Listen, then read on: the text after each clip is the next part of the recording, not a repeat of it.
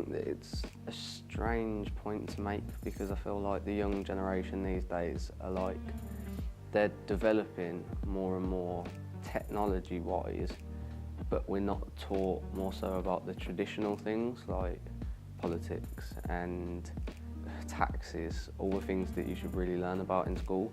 So I don't so much think that it's like the younger generation's fault, because obviously you don't get to choose what you get taught at school and the things that you're educated about, but you just have to learn them. So until you're actually an adult yourself, then you don't really get to make your own choices. So I think that by them saying that, it's a bit of a stereotypical statement, because yeah, there are some people who are burnt out who are our age, but at the same time there's also some people who are succeeding very well. They think we're a burnout generation, but I think they're just fake news really, because millennials, I don't know, we're the generation of technology really. Like, they didn't really have technology. We're the generation more so of science and things like this. Like, if you think about how their generation really is responsible for a lot of the destruction of the earth, like our generation seems to be a lot more liberal. To be honest, I think do and I don't at the same time. It's a weird one. So like, one point I think, yeah, I'm mature enough, I can go out into the world. I've been working for 2 years already part-time while I've been at college.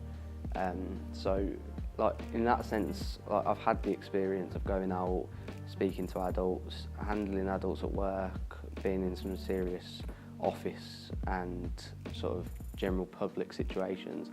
So I feel confident that my maturity is enough to be able to go out and handle society. I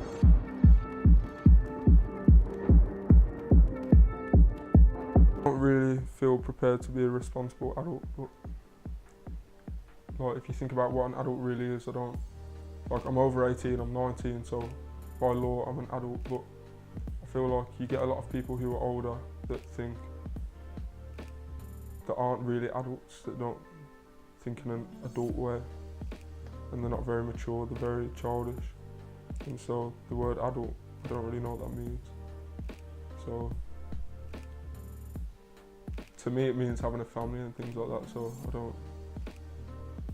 I don't know personally right now if I'm ready to support a family and like kids and stuff, so I wouldn't really say I'm an adult.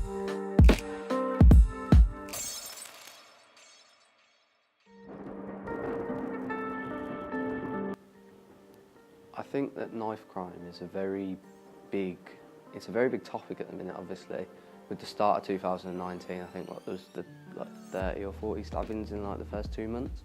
So it's a very big topic at the minute, but I don't know if enough's been done about it. There can never be enough done about it until it stops, obviously, until you hear that there's no more stabbings or that no one's being killed. And I think it's so wrong, it's so dangerous that people are actually like just carrying knives, and people call it like protection. Knife crime is a huge problem at the moment. Like, I know people who have been stabbed, and I know people who have stabbed people, and so like, it sort of affects me directly in a way. I don't think that the police are dealing with it in the right way. A lot of these stop and searches and things like that. I think it's all about building trust between law enforcement and the community. Well, not just the community, specifically the people who are like going around stabbing people. There needs to be trust between those two, and at the minute there's just not that trust there. Because when police see someone who might be involved in like gang activity or something like that, they approach them and they stop and search them, and sort of, you know, that creates tension between the people who are doing the violence and the police. And so I think they should just communicate more with them, speak more, and the government, they should address the problem more, to be fair. I'm not too clued up on this, but I've never really heard Theresa May talk about knife crime. I saw one article once in it, and it was like the House of Lords or something, and they were debating about knife crime, and there was nobody in there. So despite it being such a big problem, I don't really think there's enough media or government interference really.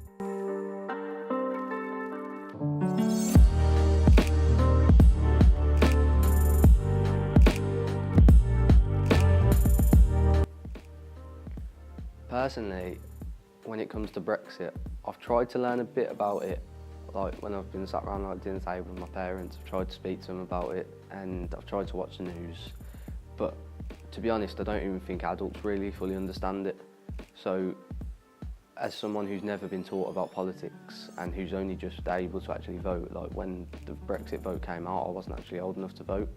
So I don't have much of an opinion on it, because I don't think you can have an opinion on it if you're not that well educated in it. I think it's obviously massive. It's been going on for ages. I think it's like a year or a year and a half now. Not too sure how Brexit's going to affect our country's development really. I know it will. I don't really think we should have left the European Union. I think we should have stayed with it. The whole fiasco that's happened since with Theresa May and her deal and negotiating and, you know, setting things back to the future and saying, oh, we'll decide on this date and then this date and then this date. I don't really think, like, it's all been a bit of a mess really, if I'm going to be honest. And like, it was mainly the older generation that voted to leave really, because a lot of them tend to be more conservative and therefore a bit more racist. They probably thought about the border thing and like people coming over, but personally I think that we shouldn't have left.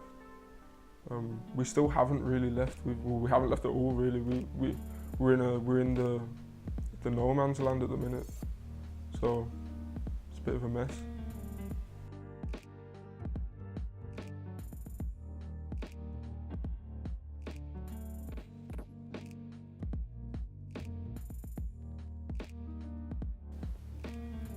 I feel like social media has had a really big effect on this generation. Some good, some bad. So like, I have reasons for both. So like, the good parts about it can be, for example, different things such as like social media can create businesses. There is so many people that make money off social media and actually have it as a living. So even like these YouTubers, makeup artists, nightclubs, all these self-promoting things, social media just gives you that platform to be able to actually go out and express yourself and promote yourself. I think there's going to be long-term psychological effects to social media, because it's just that like battle to get the most likes and sort of thing, and everyone's presenting a fake, like a sort of fabricated life on social media, and it's not their true lives. It's just like the best sort of parts, and so everyone thinks, oh, their life's good, I want to be like them, and so everyone compares themselves to each other. And I don't think it's very healthy sort of for your mind, so I think long term it's going to have some quite serious psychological effects.